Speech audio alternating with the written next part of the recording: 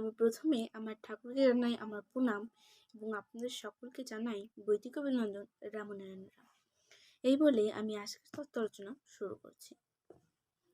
ঠাকুর, আর তো তোমাদের কোনো কথা নেই।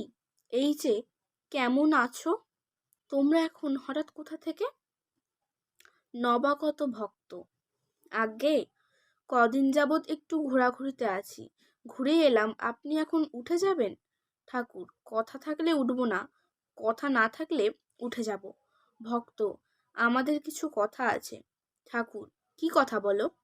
ভক্ত, কিছুদিন ধরে আমরা লক্ষ্য করছি একটার পর একটা ঘটনা সৃষ্টি করে সন্তান দলের বিরুদ্ধে অপপ্রচার করা হচ্ছে।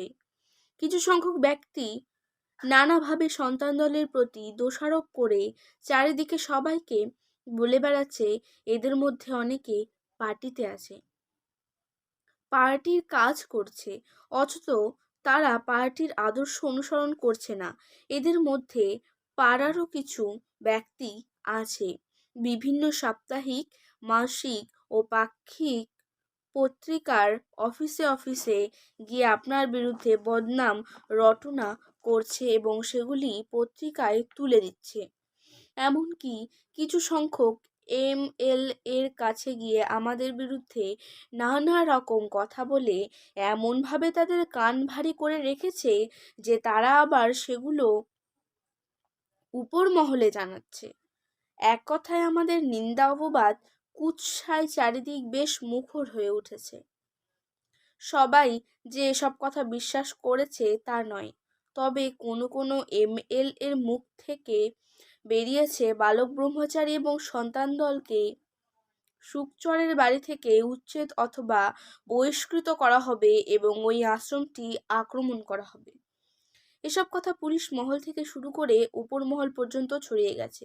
আরও আছে আপনার ধাম নাকি আনন্দমার্গ, আমরা বাঙালি আর এস এস প্রভৃতি পার্টির লোকেদের আলোচনা চক্র।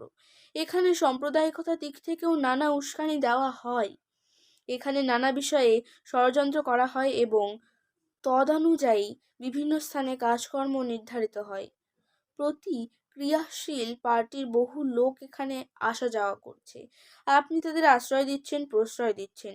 উপর মহল থেকে সন্তান দলের বিরুদ্ধে যাতে ইমিডিয়েট অ্যাকশন নেওয়া হয় তার চেষ্টা করা হচ্ছে। ঠাকুর, আর কি বলতে চাও বলো? ভক্ত, ঠাকুর, আরও বলার আছে। এইভাবে যদি নানা ধরনের বিদ্রূপ কথা দিনের পর দিন আমাদের সহ্য করতে হয়, এর কোনো প্রতিবাদ না হয়, তাহলে তো এটা ক্রমশ বাড়তেই থাকবে। তারা যা খুশি তাই বলে বেড়াবে। ঠাকুর, আমার মনে হয় এটা সম্পূর্ণ ব্যক্তিগত আক্রোশের জের চলছে। এখন ব্যাপারটা পার্টিতেও ঢুকিয়ে দিচ্ছে। আমাদের প্রাণে বড় লাগছে। আপনি এই পার্টির ভালোর জন্য কত কিছু করেছেন, কয়েক শত ছেলের প্রাণ বাঁচিয়েছেন। বিপদের দিনে আপনি ছিলেন তাদের পরম বন্ধু, আর আজ আপনি তাদের চরম শত্রু হয়ে দাঁড়িয়েছেন। কি দুঃখের কথা।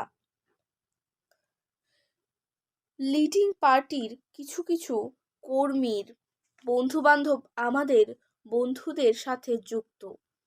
তাদের মাধ্যমে এসব কথা আমাদের কানে ভেসে এসেছে। চারিদিকের পরিস্থিতি দেখে আমার অত্যন্ত চিন্তা হচ্ছে।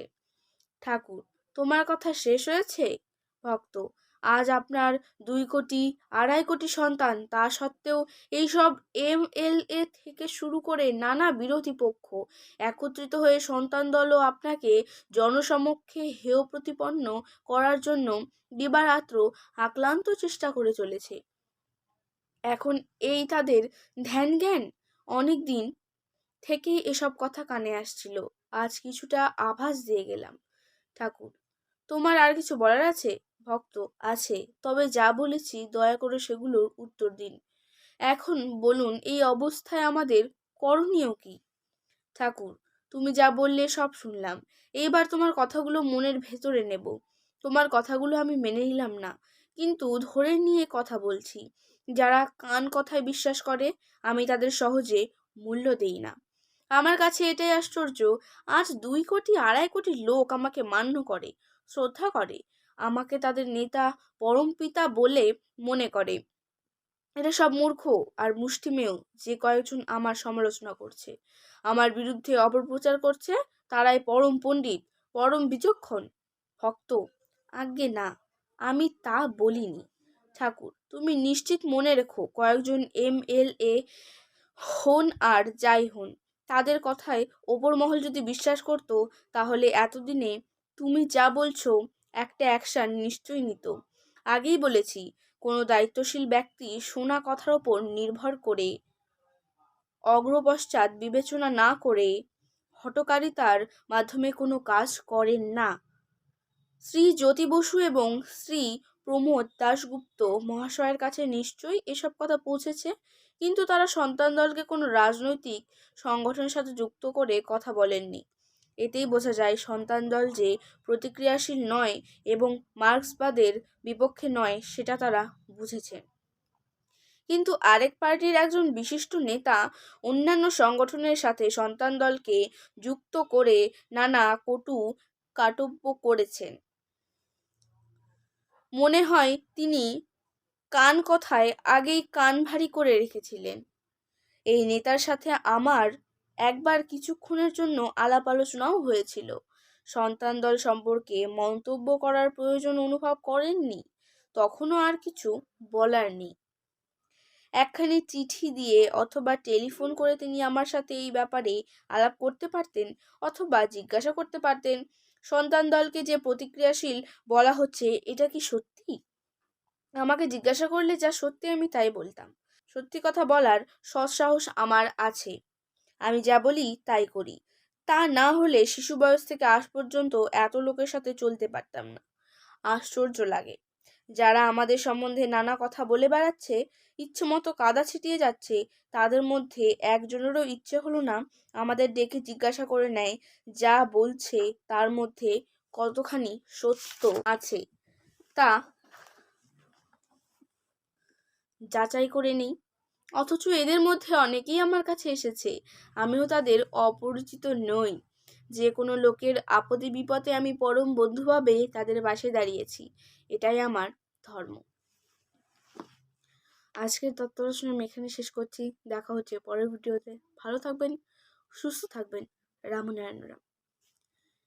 প্রতিদিন এরকম নতুন নতুন ভিডিও দেখতে হলে আমার চ্যানেলটিকে সাবস্ক্রাইব করবেন এবং পাশে থাকা বেল আইকনটি প্রেস করবেন।